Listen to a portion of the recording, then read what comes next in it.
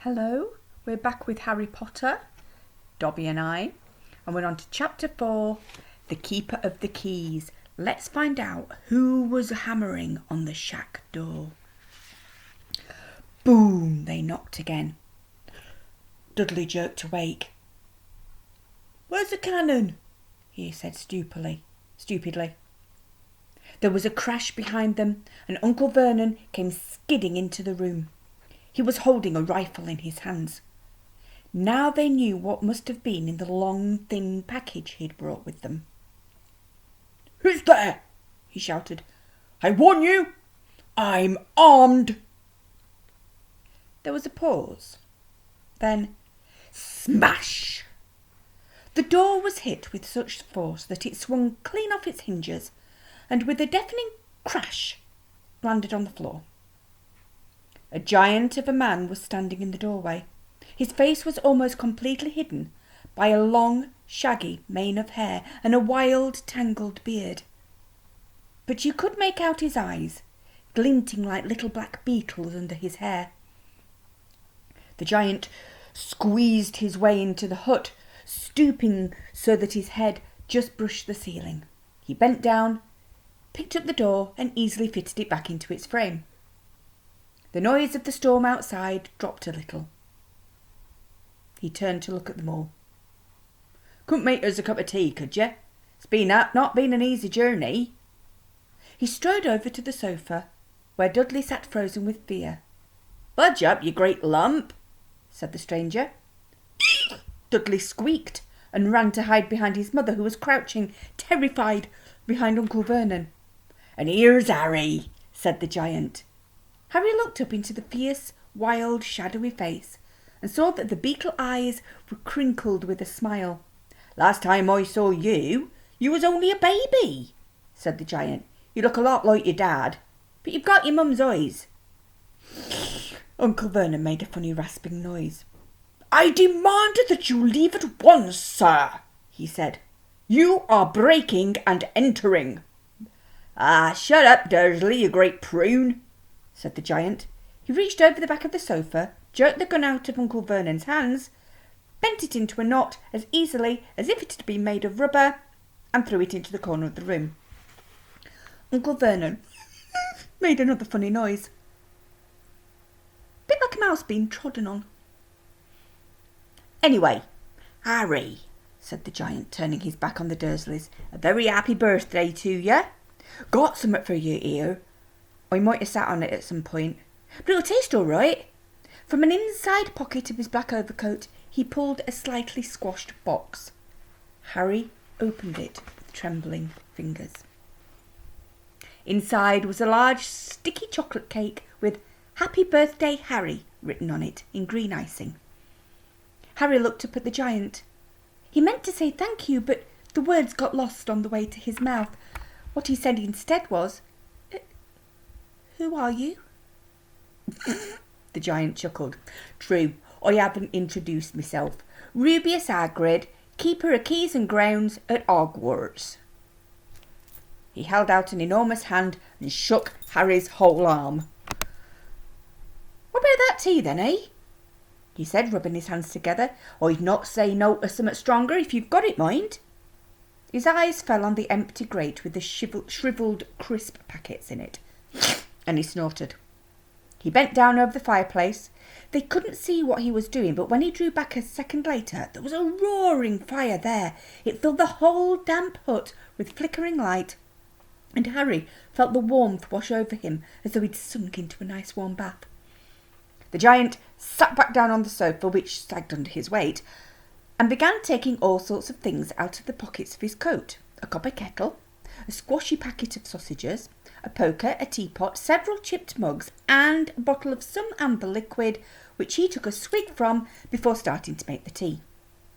Soon the hut was full of the sound and smells of sizzling sausage. Nobody said anything while the giant was working, but as he slid the first 6 fat, juicy, slightly burnt sausages from the poker, Dudley fidgeted a little. Uncle Vernon said sharply, "Don't touch anything he gives you, Dudley." The giant chuckled darkly. Your great puddin' of a son don't need fattening any more, Dursley, don't worry.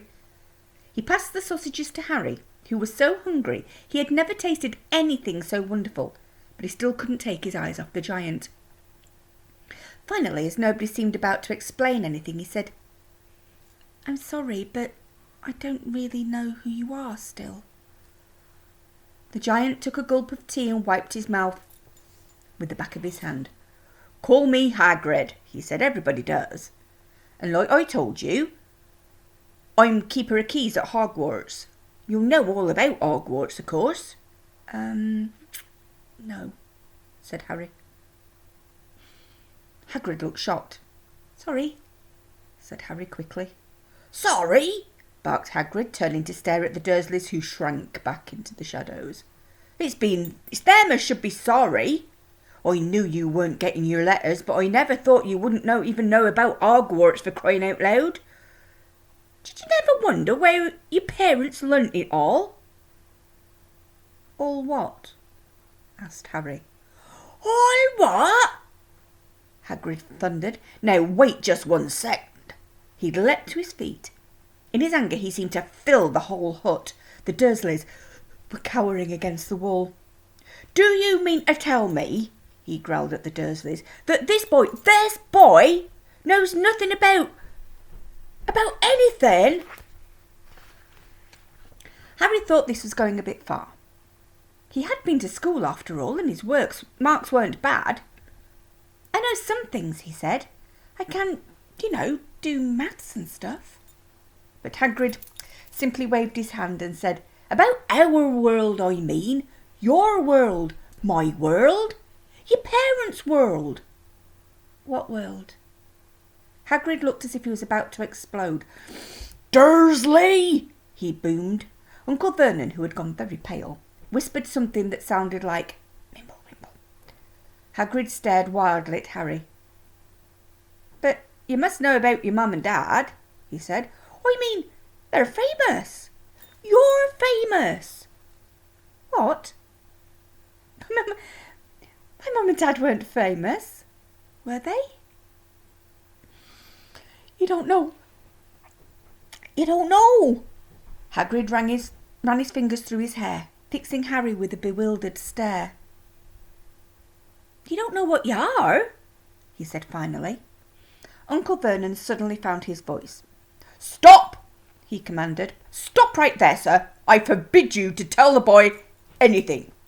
A braver man than Vernon Dudley would have quailed under the furious look Hagrid now gave him. When Hagrid spoke, his every syllable trembled with rage. You never told him? Never told him what was in the letter Dumbledore left for him? I was there. I saw Dumbledore leave it, Dursley, and you've kept it from him all these years. Kept what from me? Said Harry eagerly. Stop! I forbid you! Yelled Uncle Vernon in panic. Aunt Petunia gave a gasp of horror. Ah, good boy, your head's a pair of you, said Hagrid. Harry, you're a wizard. There was silence inside the hut. Only the sea and the whistling wind could be heard. I'm a what? Gasped Harry. A wizard, of course, said Hagrid, sitting back down on the sofa, which groaned and sank even lower. And a thumping good one, I'd say, once you've trained up a bit. With a mum and dad like yours, what else could you be? And I reckon it's about time you read your letter. Harry stretched out his hand at last to take the yellowish envelope addressed in emerald green to Mr. H. Potter, the floor, hut on the rock, the sea. He pulled out the letter and read, Hogwarts School of Witchcraft and Wizardry. Headmaster Albus Dumbledore, Order of Merlin, First Class, Grand Sorcerer, Chief Warlock, Supreme Mugwump, International Confederation of Wizards. Dear Mr. Potter, we are pleased to inform you that you have a place at Hogwarts School of Witchcraft and Wizardry. Please find enclosed a list of all necessary books and equipments. Term begins on 1st of September. We await your owl by no later than 31st of July. Yours sincerely, Minerva McGonagall, Deputy Headmistress. So find out what happens when Harry finally understands that he is a wizard.